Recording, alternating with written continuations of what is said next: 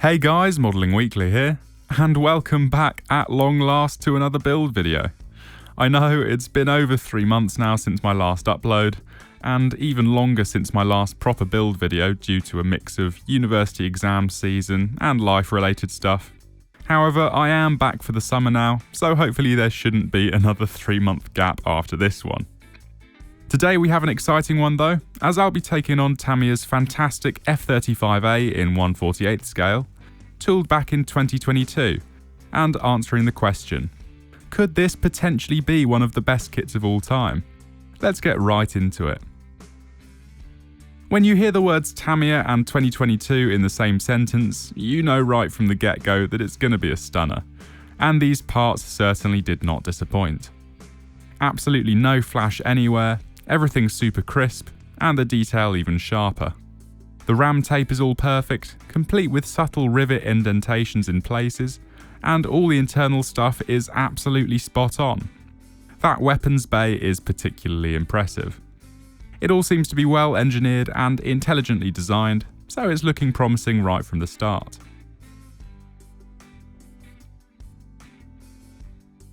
Included in the kit is a handy mask set for both the inside and outside of the canopy, along with a few other lights and reflectors.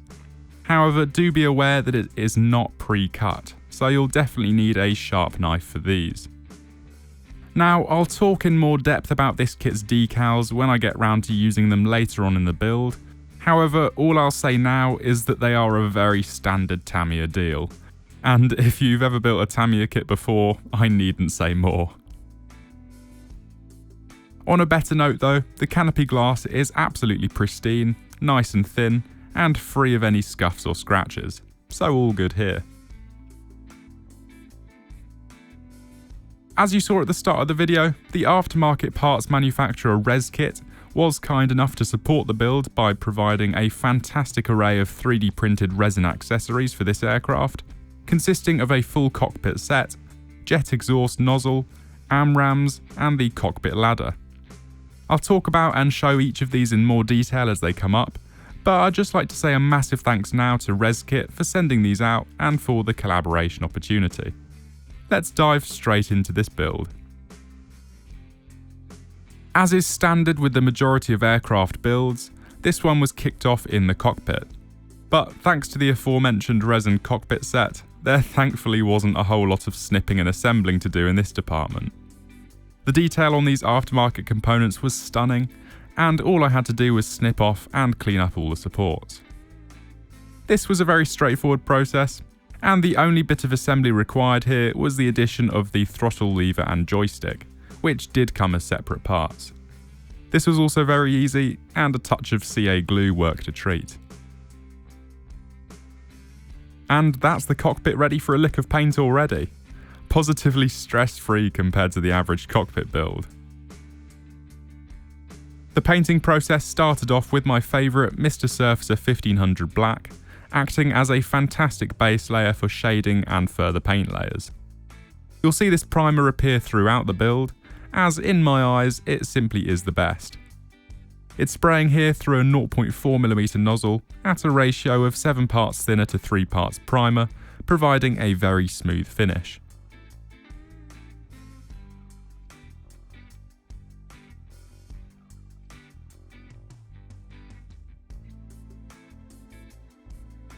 Moving on to some slightly more precise painting now in the cockpit tub, I began laying down the light grey shade that is found deeper into the cockpit, making use of Tamiya XF-19. This painting process was broken down into 3 stages, first laying down the pure XF-19 with some levelling thinner, followed by a lightened version of the grey, providing the first round of highlights, and then finally an even lighter shade of grey, sprayed exclusively along edges or other areas that would catch the light. This technique, combined with the black Mr. Surfacer underneath, is a perfect and very easy way to build up a bit of depth in areas like this, and it just gave the cockpit a bit more life and variety overall. The additional detail in these resin parts, along with a larger 48th scale, do make the process more accessible, but I'd still recommend using a 0.15mm nozzle if you can, as it just offers that extra little bit of flexibility. The Martin Baker ejection seat was up next to receive a little bit of shading. However, this is almost exclusively made up of a variety of very dark grey and almost black shades, so I opted for Tamiya NATO Black to do a bit of highlighting, adding a little bit of warmth and brightness to an otherwise solid black. The good old paintbrush was then used to pick out the fabric elements in a mixture of black and dark tan, again slightly varying the shade of black to add a little bit of interest.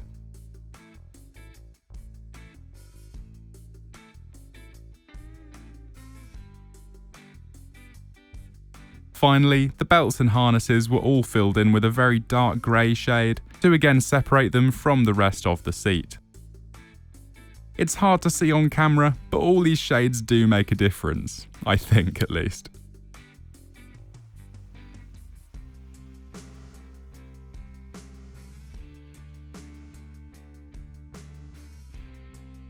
Some smaller details could then be patched in with a few different Baeco model colour shades, including olive green for this canister on the back. And moving back into the cockpit tub, some very dark grey for elements like the joystick.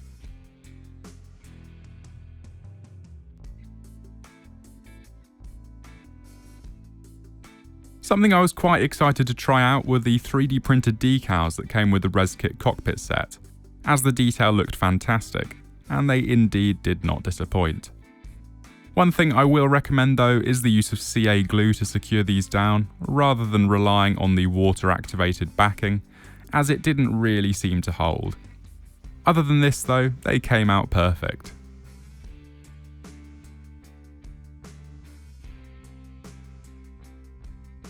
The set also featured some traditional style decals for the ejection seat, which created no issues and went down fine with the old reliable mix of microset and sole.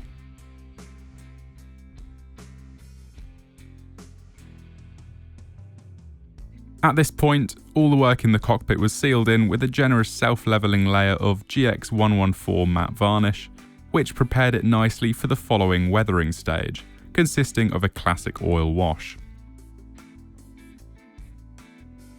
In this case, since I was washing a fairly light coloured surface, I opted for just pure Abteilung 502 sepia, thinned down heavily with Artist's White Spirit, though you can use enamel thinners if these are what you have. More information about my oil washes can be found in my dedicated video on the topic. However, in essence, it's a very simple yet effective technique, and I use it all the time to make little details pop. Since the ejection seat and cockpit framing are both black, I used a light grey wash in these areas. However, you have to be very careful not to overdo the high contrast washes like these, so once it had dried for around 20 minutes, the majority of it was blended in or removed altogether with a white spirit dampened brush, turning it into a subtle effect that suggested small dust deposits or areas where light was reflecting off the seat. That's the beauty of working with oils. You can adjust as much as you'd like if you're not happy with certain results.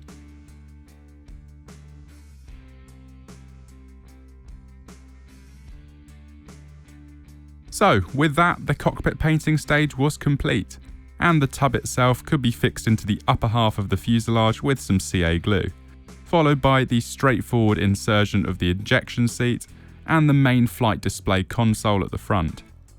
Definitely a fantastic little boost to the kit's already impressive detail.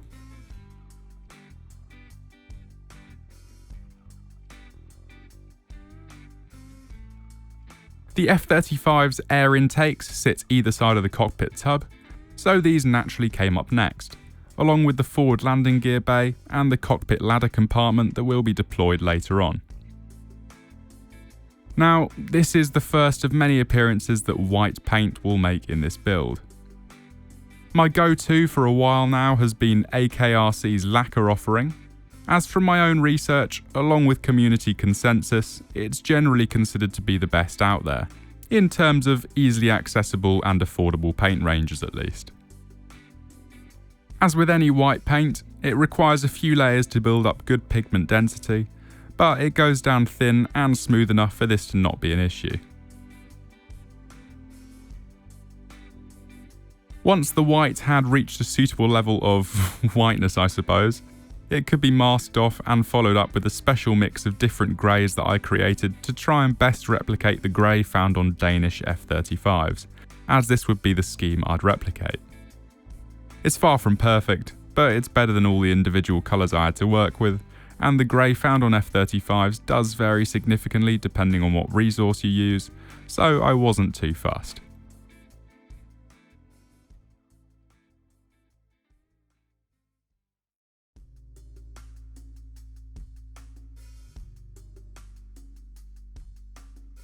This, by the way, is the internal element that came with the ResKit cockpit ladder upgrade set, and you can really tell it's a proper upgrade. The wires inside were actually floating slightly rather than moulded straight into the walls, which just added that extra touch of realism. Absolutely fantastic stuff.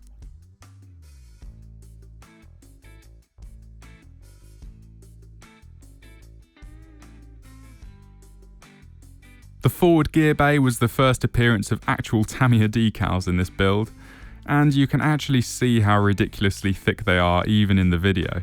It genuinely baffles me why Tamiya haven't taken a leaf out of Academy's book and sorted their decals out yet. But I suppose it is what it is. Another batch of oil wash was again whipped up to pick out the fantastic gear bay detail. However, this time I used a mixture dominated by Abteilung 502 smoke, as using just sepia in these white areas would warm up the white far too much.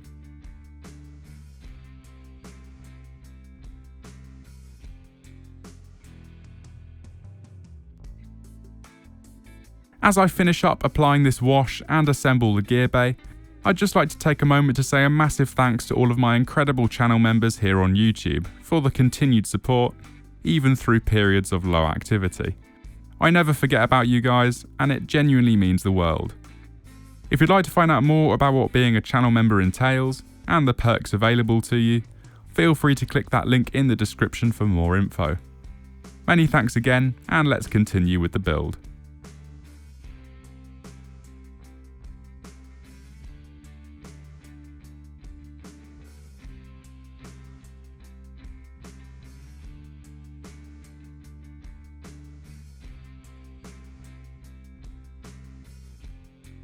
Both the cockpit ladder bay and the forward gear bay fitted perfectly into the lower nose section of the aircraft, making use of CA glue and Tamiya Extra Thin respectively to pop these into place.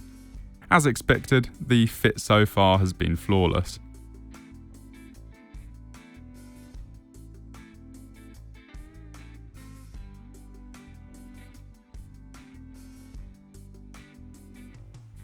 With that done, I could assemble the air intake components that I painted up earlier, ready to be slotted into place on either side of the nose section.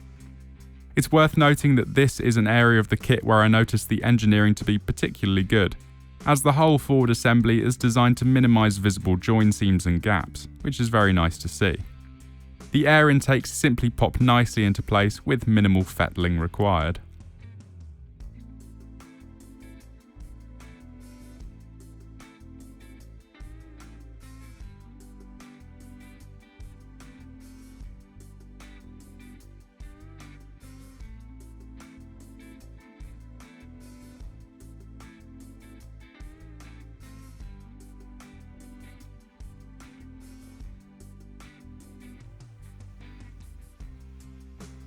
And with the forward assembly complete, it's time to break out another one of those fantastic little resin upgrade sets, this time being the exhaust nozzle replacement set, which I must say is incredibly impressive. The kit supplied version is by no means bad, don't get me wrong, but the additional detail you can achieve with high resolution 3D printing is simply unmatched. The nozzle comes in a two-piece internal-external assembly, which slot together perfectly, and then it's immediately ready to paint. When it comes to painting metallic components, or metallic airframes in general, it's well known that a gloss black base layer is the way to go. Unfortunately, I didn't have any at the time of filming, so I had to employ a bit of improvisation. I began with a generous layer of Mr. Surfacer 1500 black, which in itself is matte. However, immediately followed by a mixture of C33 and GX100 gloss varnish, providing that glossy sheen. Mr. Colour Super Metallic Titanium was then sprayed over the top, making sure to keep the layer as thin and therefore as shiny as possible. This would provide an optimal base tone onto which I could apply some more interesting effects. The first of which involved using an ash black ammo shader ink, sprayed around the nozzle area to build up an effect of sooty deposits and a burnt on patina. Ammo shaders are extremely thin shading inks, requiring no additional thinner, so you can spray them straight from the bottle. You do need to be really careful not to overdo them in one go, however, instead building them up in very thin and controlled layers. Once dry, I then moved on to applying some heat-induced discoloration in the form of blue and orange clear Tamiya acrylics, which mixed together to form a darker brown effect. Finally, to cap it all off, I heavily thinned down some C33 black paint, applying it in very controlled amounts again, this time just to the very tips of the exhaust nozzle, emphasising the effects of exhaust deposits in these areas. It's worth noting at this point also that later on in the build, I sprayed the inside of the nozzle with a silver and white paint mixture, representing the ceramic coating on the inside, as I forgot to do it at this stage.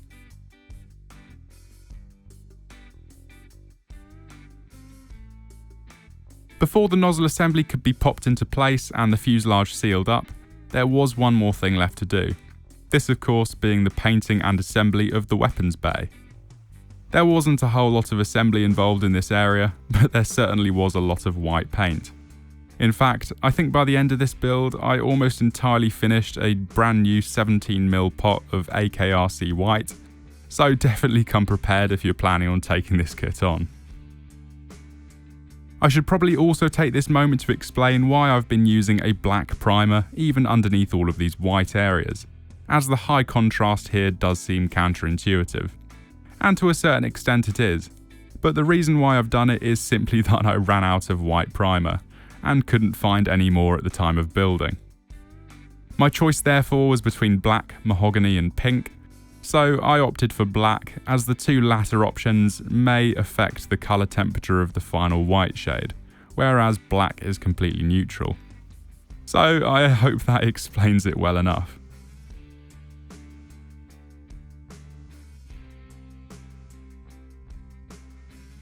As you can see in the video, the weapons bays do feature various components and wires that needed a dash of colour. However, this was easy to sort out with a steady hand and a fine brush. For the most part, I went back to the old reliable Baeco model colour range. However, for the yellow elements such as certain cable ties, I did use unthinned AKRC maize yellow, as it was a closer match to my reference images. For small details like this, brush painting with lacquer paints generally shouldn't be an issue.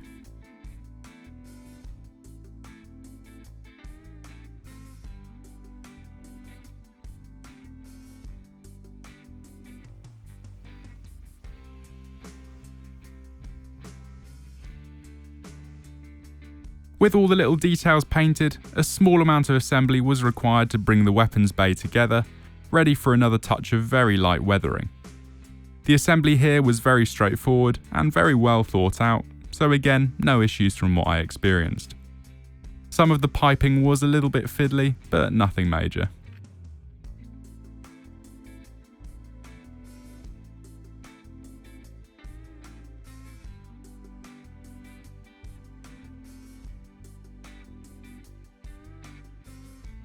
The weathering in question was of course another round of Abteilung 502 oil wash, again making use of a predominantly smoke-based mixture with a touch of sepia, and thinned heavily with white spirit.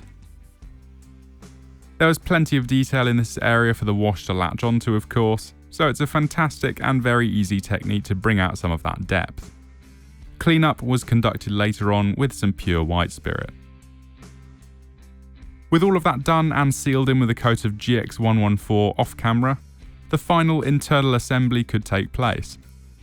This was all very straightforward, making use of a series of large hidden locator pins inside the fuselage, locking all the components securely into the correct position. The first to go in was of course the weapons bay, followed by the internal part of the jet exhaust from earlier, and finally following this, a larger strengthening component could be placed over the top of the weapons bay, which also featured some detail for the main landing gear bays.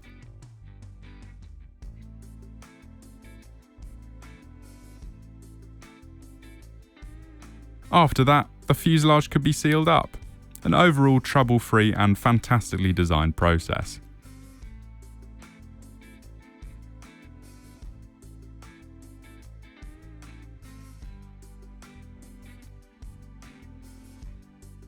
The same could be said for the empennage components, which slipped into place almost like a Lego set. Sometimes it genuinely feels like cheating with these Tamiya kits.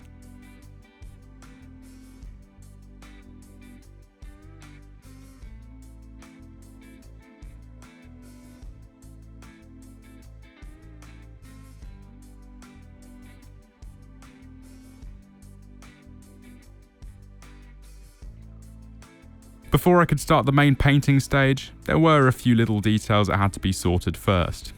One of which being this fuselage position light, which I decided to bling up a little bit with a Molotov chrome marker. These things are absolutely fantastic, and I definitely recommend getting one. They're also very handy for painting the polished areas on landing gear shock absorbers, so definitely a versatile little pen.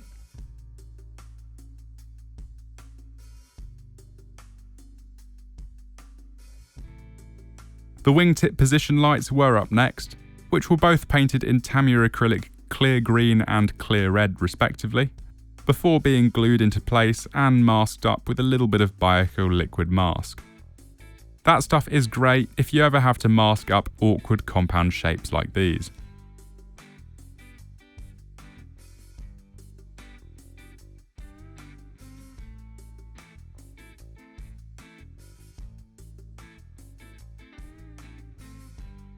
We're almost there now, just need to mask and paint the internal frame of the main canopy glass, and temporarily fix it into place so that the main painting stage can begin. As the canopy was internally masked, I wasn't worried about staining or scratching it, so a little bit of blue tack held the canopy nicely in place from the inside.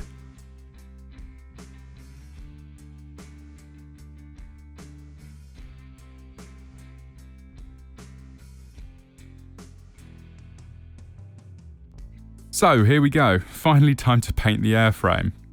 I'll warn you ahead of time, it's not going to be the most advanced paint job ever, mainly because all the Danish F-35As I've seen in reference photos seem to have a very near pristine finish, as they are all incredibly well maintained, so dramatic shading and paint damage would kind of be unrealistic in this case.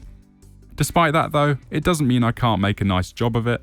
So the first stage was preparing a nice smooth base layer by sanding down any spatter or dust trapped in the primer coat. 3000 grit is plenty of roughness for a process like this, and feeling with your fingertips as you go along will provide you with a fantastically smooth surface. It's one of the joys of Mr. Surfacer.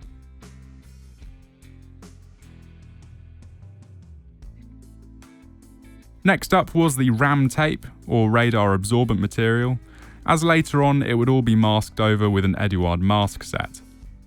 The colour in question here was my F-35 paint mix from earlier, except this time I added quite a bit more XF-19 until it looked about right for the lighter RAM shade.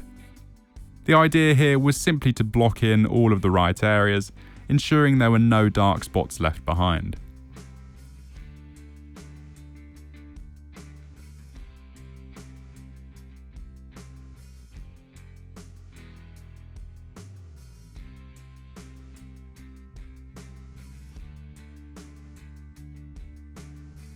This next step does seem a bit erratic, but if you mix up a variety of small colour variations based on the initial colour shade, and then spray them through a paint mask like this one from AK, you can start to build up some nice subtle variation in a base shade, perfect for situations like this where you don't want anything too dramatic.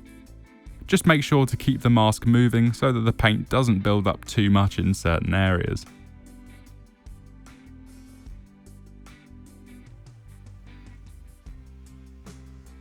With all of those Eduard paint masks laid down, which took a couple of days as there were just so many, the main paint shade was up next.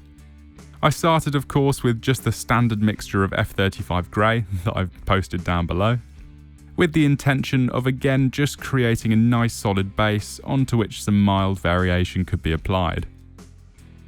As the colours used for the ram tape were a slightly lighter shade, there shouldn't be any issues here with painting on top of the overspray to form a nice uniform base layer.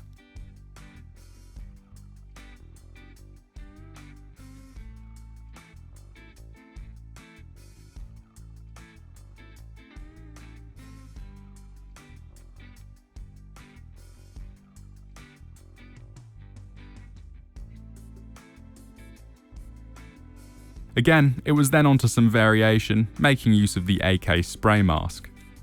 My top tip for techniques like this is to mix up a few different variations of the base shade just by varying the mixing ratios ever so slightly and having these shades on hand to interchange and swap around. Then just keep going until you're happy with the result.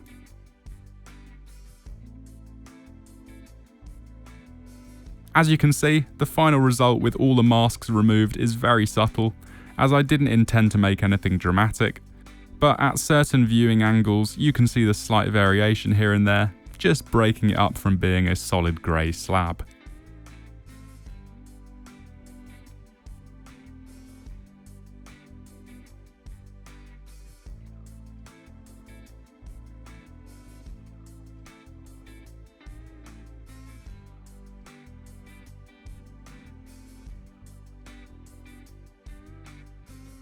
Overall, I'd managed to create quite a smooth painted surface, so when it came around to applying the decals, I decided to have a go at applying them straight onto the paint without a gloss coat. Now, ordinarily this would be completely fine, and it works fine for many people. However, what I seemed to overlook at the time was the fact that these were Tamiya decals I was dealing with, which are incredibly thick and therefore hard to clear of air bubbles once applied. This did lead to a little bit of silvering in certain places, which was annoying and could potentially have been avoided with a gloss coat. However, in the end it wasn't too prevalent, so the crisis was semi-averted.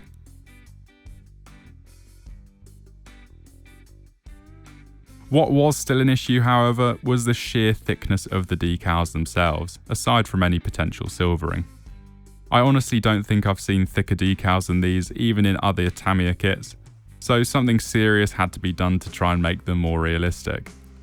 This began with applying a few layers of GX114 matte varnish in order to seal them in, followed by a few more localized coats over just the decals themselves to build up some volume around them. By doing this, you start to smooth out the sudden step created by the carrier film of the decal, softening the edge slightly and unifying it with the surface.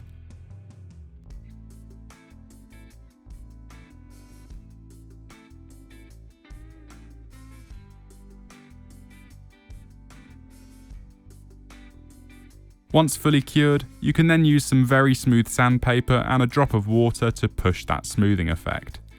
What you're doing here is removing the buildup of varnish from just the top of the decal, leaving a shallow ramp of varnish up the sides, which then creates a sort of plateau, if that makes sense. These decals are exceptionally thick, so it's not going to be perfect, but it's a whole lot better than doing nothing at all.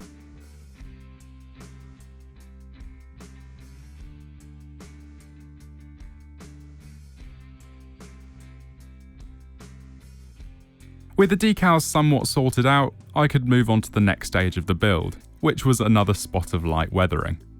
Again, I won't be going to town on this aircraft as I am aiming for a relatively clean appearance, but that isn't going to stop me from applying a good old reliable panel line wash, again making use of that smoke and sepia blend from earlier. Since it's going down over a much darker surface this time, it will be very subtle, but it will offer an extra touch of minor variation when viewed from certain angles, which is exactly what I'm going for on this build. Plus, it will be a great way of highlighting some of those finer surface details on the ram tape, which is always a good thing.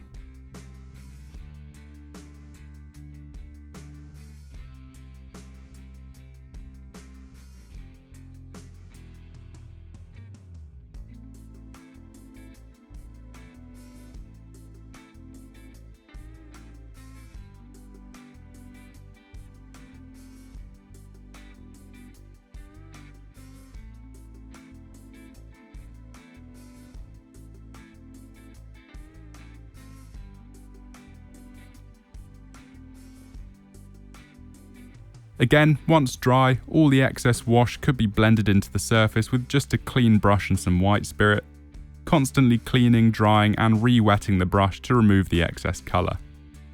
The GX114 base works wonders here, allowing for a perfect balance of blendability with surface smoothness, meaning you'll always be able to remove the wash if you want to, but at the same time you'll also be able to blend it where you want it to stay. It's the perfect balance overall.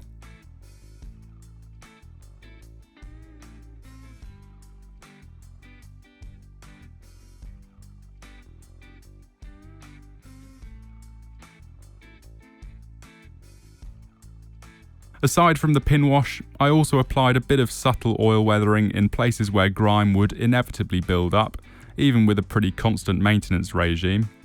This being places like the flaps and around the exhaust nozzle. I did this by applying a small amount of unthinned oil paint with a fine brush, followed by a streaking motion with a softer brush to create the final effect.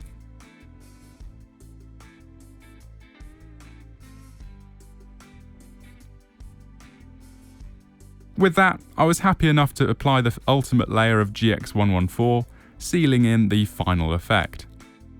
At this point, the main airframe was complete, so all that had to be done was the painting and assembly of all the bits and pieces that had been left off up until now.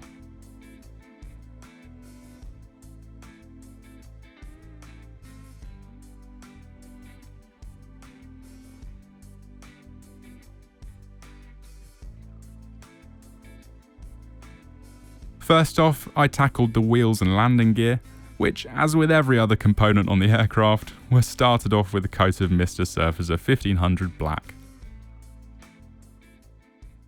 The primer coat would then be followed up with a few coats of white, which is then masked off in order to spray the tyres themselves with Tamiya rubber black. Rubber black is one of those shades that really is a must-have for aircraft modelers, as it offers that slightly bluish grey tone that you get with rubber in real life. Pure black is just far too stark, and really only works as a base layer for most paint jobs. So definitely pick up a pot of it if you can. Alternatively, you can make a pretty similar shade by mixing some white into NATO black.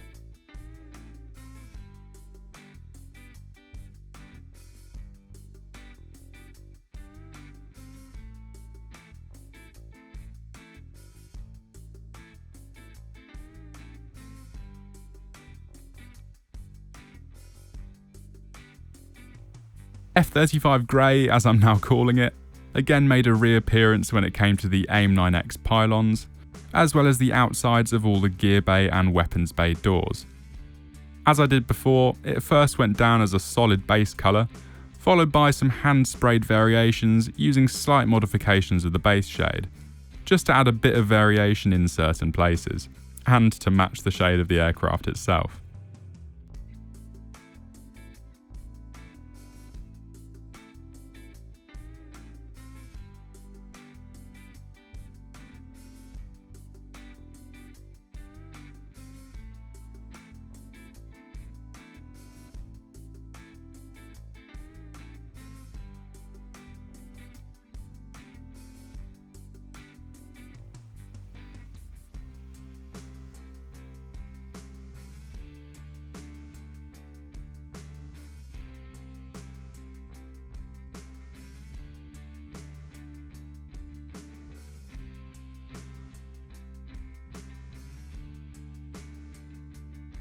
At this point, it was time to crack open the last of the 4 res kit upgrade sets, this time being the 4-pack of AIM-120 AMRAAM missiles, which I must say were very impressive yet again.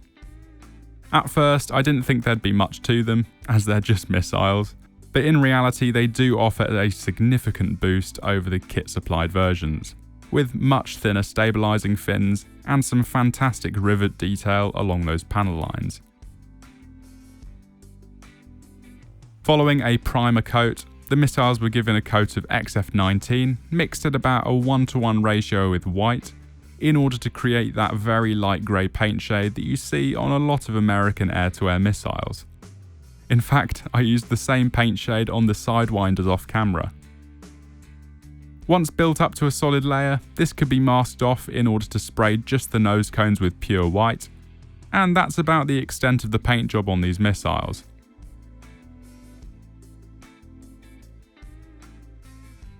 Once the paint had dried, I did hand paint the fins themselves with a gunmetal shade, but that was about it.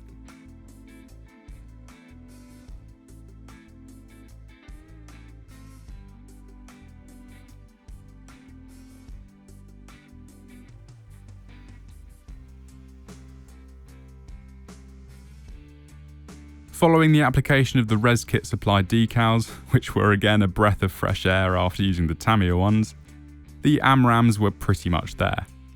All they needed now was a quick pin wash. So that brings us to the final assembly. First to go on was the jet exhaust nozzle, which I have to say looks quite nice contrasting with the stealth grey paint job, followed by the sidewinders mounted on the wingtip pylons. During final assembly stages like these, I tend to use CA glue exclusively to hold everything in place, as Tamiya Extra Thin only really works when in contact with bare plastic, of which there's very little at these later stages in a build. CA is just a more reliable and cleaner option.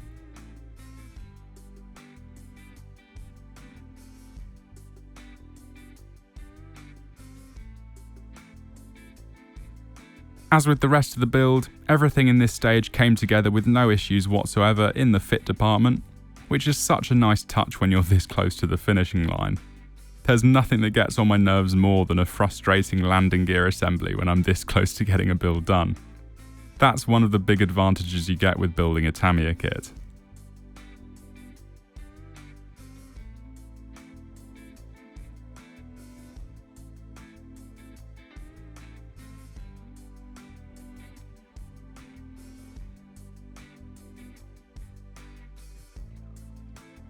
The AMRAMs were a little bit fiddly to secure into place, as the contact points for these were very small, but overall nothing too bad whatsoever.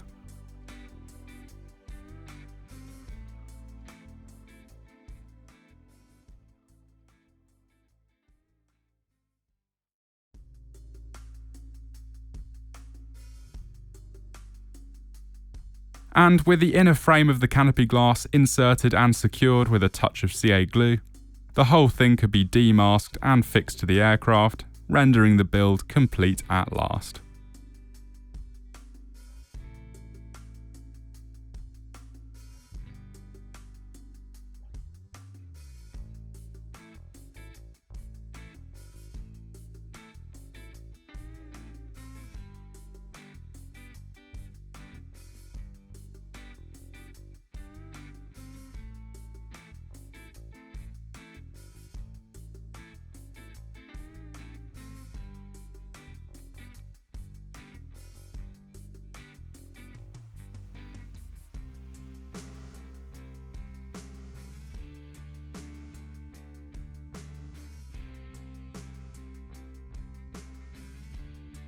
So here it is, Tamiya's 1/48th scale F-35A Lightning II, completed in Danish Air Force colours, which I chose by the way purely because they added a little bit of colour to the final result. Overall, it was an incredibly relaxed and enjoyable build to undertake, and I applaud Tamiya for putting together an absolute stunner of a kit.